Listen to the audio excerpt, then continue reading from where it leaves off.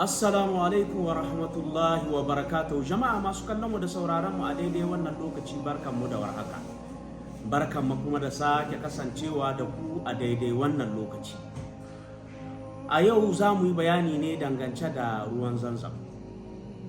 Ruwan Zamzam ruwa ne masu mahimmanci, inda Annabi sallallahu alaihi wasallam ya ce ku yi amfani da shan ruwan Zamzam saboda suna maganin cututtuka da dama.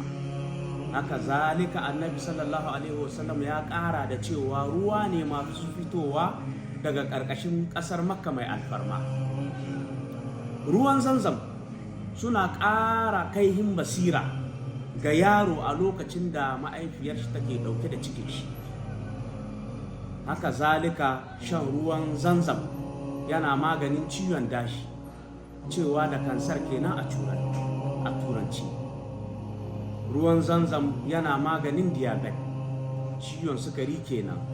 Haka zalika ruwan Zamzam yana maganin toshewar lumwashi, kamar misali irin asma da sauransu. Ruwan Zamzam yana maganin ciwon ciki ko kuma kumburin ciki.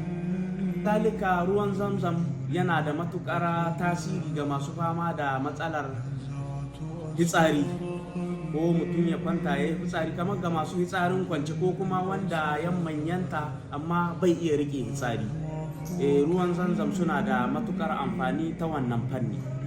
Shan ruwan Zamzam da safe tun ba a ci wani abu ba yana kawo ƙarshen matsalolin da ke haddabar. A yi hattara domin samun kyakkyawan sakamako, to a yi amfani da ruwan Zamzam na asali. Samun ruwan Zamzam na asali sai a butik al-irshad. Ku yi ƙoƙari ku zo ku same su tun ba su ƙare ba. Za ku iya samun mu a shagunoninmu kamar haka: a nan unguwar Katako etashi na Mimido hawa na biyu.